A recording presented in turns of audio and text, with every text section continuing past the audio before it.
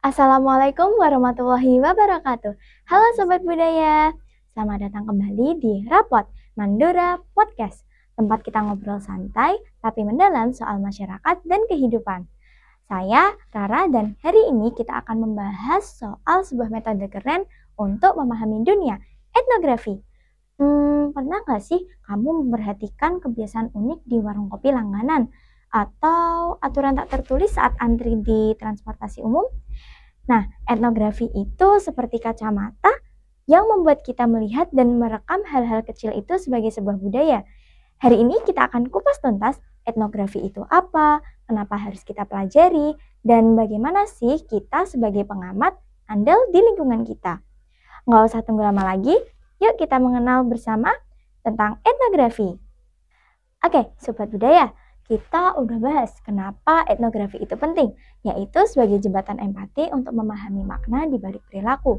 Dan hari ini kita beruntung sekali karena telah kedatangan seorang pakar di bidang ini. Beliau merupakan salah satu guru antropologi di Mandua Rembang yang juga merupakan lulusan Universitas Diponegoro. Nah, dan dengan jurusan sosial antropologi. Selain mengajar, kesibukan beliau ini juga di tim publikasi Mandua Rembang. Yuk kita sambut bersama Bu Pramita Hani Ayuning Tias, Sarjana Sosiologi. Sosial. Sosial. Dimaafkan ya. Saya baru tahu, unik banget. Oke, Assalamualaikum warahmatullahi wabarakatuh. Waalaikumsalam. Selamat pagi Sobat Budaya, selamat pagi Rara juga. Selamat pagi, Bu. Ya kan? Ya, terima kasih sudah mengundang Bu Mita.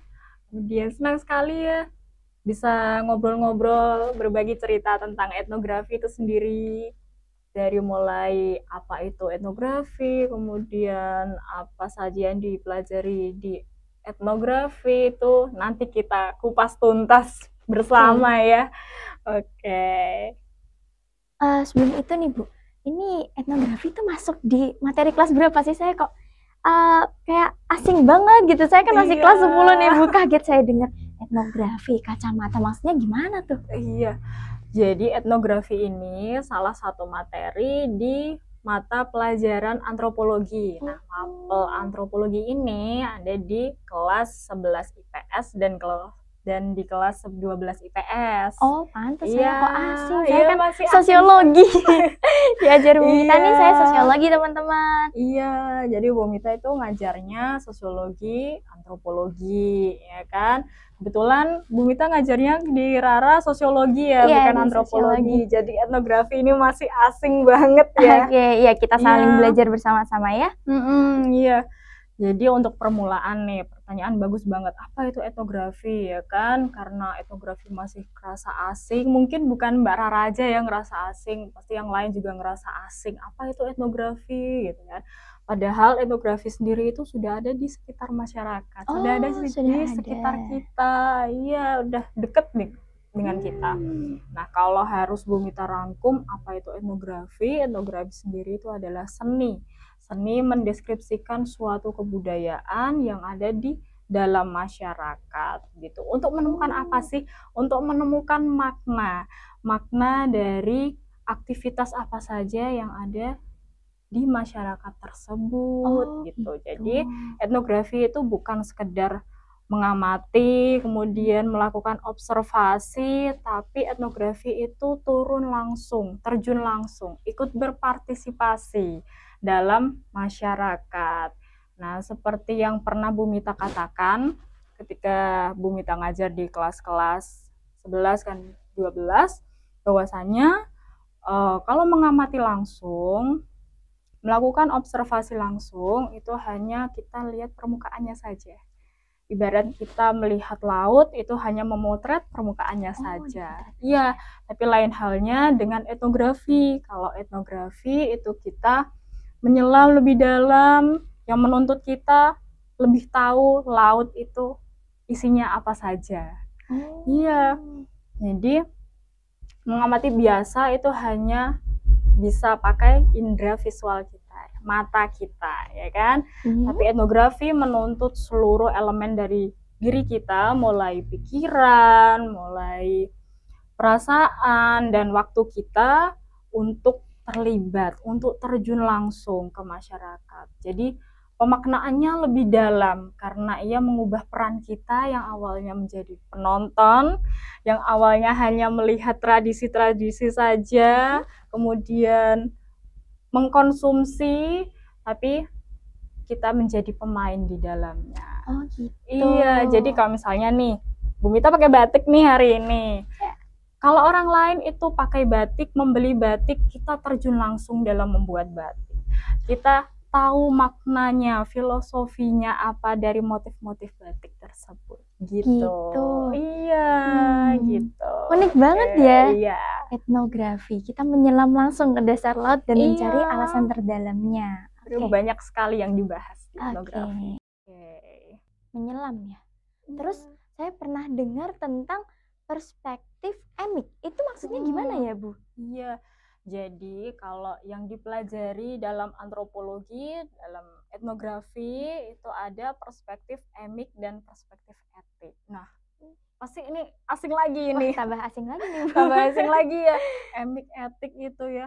Jadi mari kita anggap emik dan etik ini menjadi dua jenis kacamata yang kita pakai.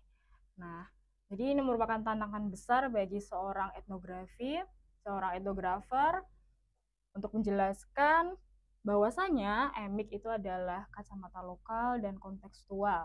Nah, ini emik itu merupakan sudut pandang atau perspektif melihat dan memahami suatu praktik kebudayaan sebagaimana yang dilihat, yang diyakini oleh masyarakat yang melakukan kebudayaan tersebut. Nah, jadi ini merupakan jawaban dari pernyataan atau dari pertanyaan, apa sih arti ritual bagi mereka. Nah, mungkin kita selama ini hanya melihat kok bagus ya, ada elemen-elemen, ada buah-buah, kemudian ada padi-padi, ada sumber daya alam gitu kan.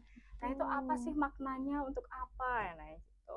Contohnya emik. Nah, contohnya emik itu ada kalau di Jawa, di kebudayaan suku Jawa itu ada contohnya dari perspektif emik ini adalah ada tradisi mitoni atau tingkeban.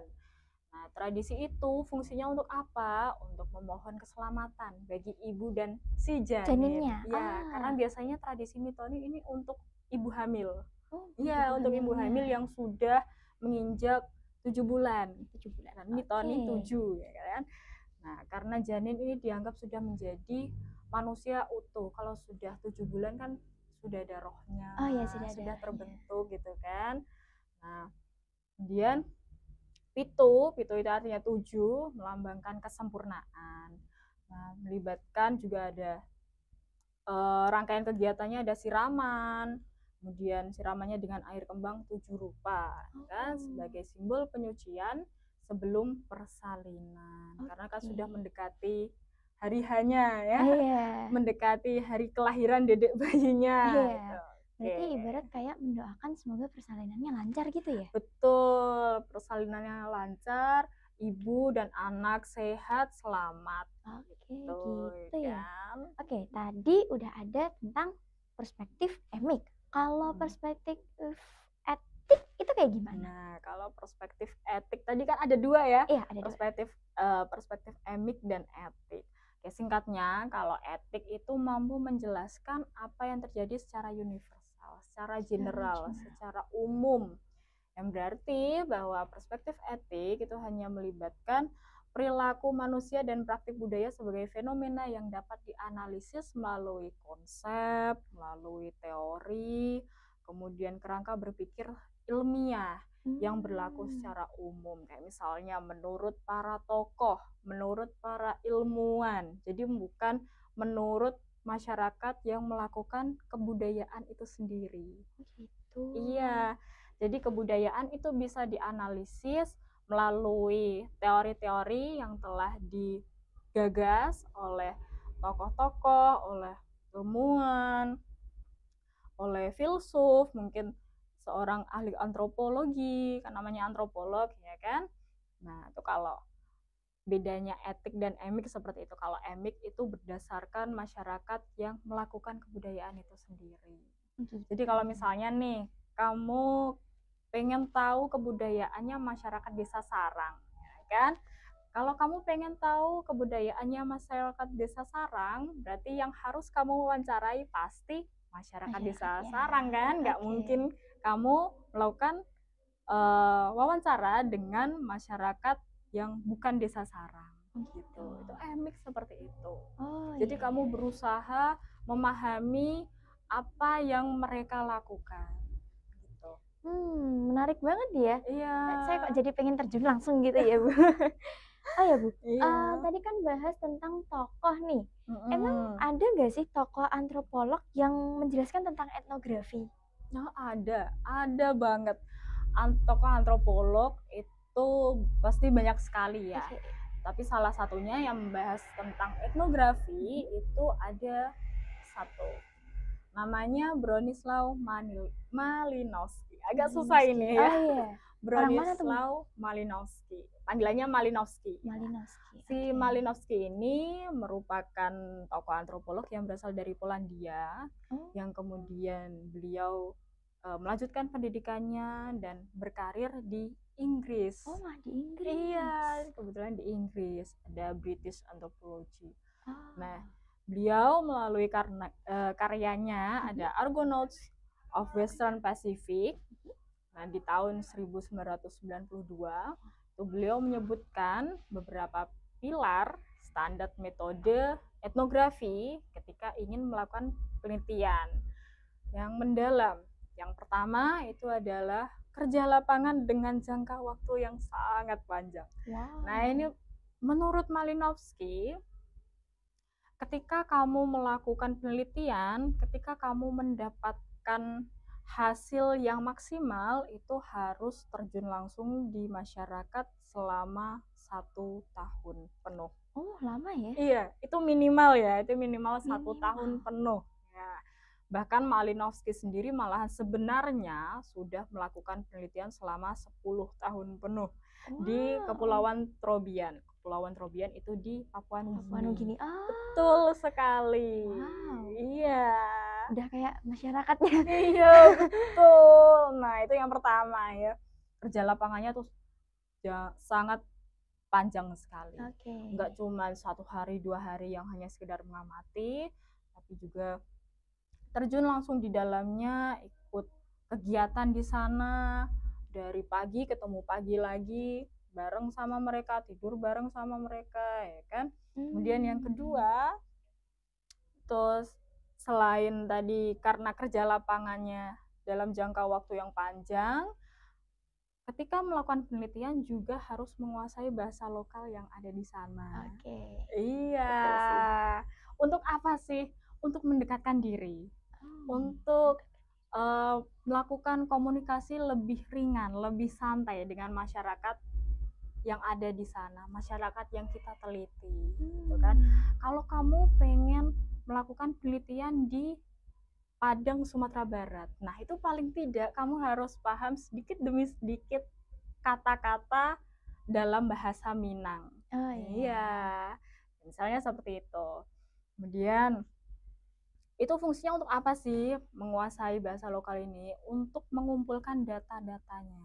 Nah, selain kamu berinteraksi, melakukan kegiatan, melakukan aktivitas, nah kamu juga mencatat. Kita juga mencatat, peneliti juga mencatat apa-apa saja yang penting, apa saja yang dianggap ini sangat perlu, ini sangat bermanfaat bagi orang lain. Gitu ya. Jadi peneliti ini juga sama-sama berbagi cerita ketika melakukan penelitian di sana. Biasanya seorang etnografer atau seorang tokoh antropolog itu dia bikin catatan lapangan, dia bikin buku yang dalamnya itu nanti isinya pernah penelitian di pulau mana, pulau A, pulau B, pulau C, banyak sekali. Gitu. Iya. Itu yang kedua. Kemudian yang ketiga itu ada yang paling penting dalam metode etnografi itu adalah observasi partisipan. Observasi partisipan, aduh sampai belibet-belibet ini. Observasi partisipan. Nah, dari kata observasi dan partisipasi kan? Ya. Ya kan, observasi mengamati, partisipasi itu saling tergabung, saling berkontribusi. Jadi selain melakukan observasi, selain melakukan pengamatan, juga melakukan kontribusi, memberikan kontribusi bagi masyarakat. Gitu. Ikut serta dalam kegiatan masyarakat. Nah, aktif dalam kehidupan dan kegiatan sehari-hari dalam masyarakat. Contoh sederhananya saja, kalau masyarakat di sana itu kebiasaannya memasak, ya kita ikut memasak. Nah, terus gitu. kemudian kalau ada yang bapak-bapak nih yang rumahnya di dekat dengan perairan, dengan laut, nah ikut memancing. Kemudian ikut menangkap ikan. Nah, gitu. Kemudian ada yang melakukan penelitian di pedesaan. Nah, melakukan penelitian di pedesaan nanti berarti mereka juga ikut berkebun di sana, ikut menanam. Ada menanam padi, menanam buah, menanam sayur, bahkan mungkin bisa jadi menanam bunga, ya kan? Iya. Nah, itu. Kemudian selanjutnya ada menghadiri upacara, menghadiri tradisi, gitu. Sambil tetap mengobservasi secara ilmiah dan tentu saja mencatat. Setiap melakukan kegiatan pasti ada catatan lapangannya di situ. Gitu. Kira-kira tuh di sana kalau lagi memancing alatnya pakai apa ya? Kemudian kesananya naik apa ya? Nah, gitu. Itu juga dicatat. Kemudian ekspresi mereka ketika mendapat ikan bagaimana ya? Tapi ekspresi mereka ketika tidak mendapat ikan bagaimana ya? Nah, itu di etnografi itu sampai seekspresinya juga diteliti. Gitu ya. Iya, betul. Nah, Oke. Gitu. Gitu aja ya berarti. Tapi itu banyak banget ya ternyata yang harus kita sekali. itu. Dan pada intinya kita sebagai nanti kalau misalkan kita sebagai yang meneliti itu nanti akan mencatat dan nanti bisa kita bagikan, kita ceritakan ke teman-teman.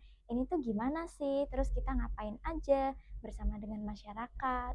Iya, betul. Itu sangat menambah wawasan kalian juga.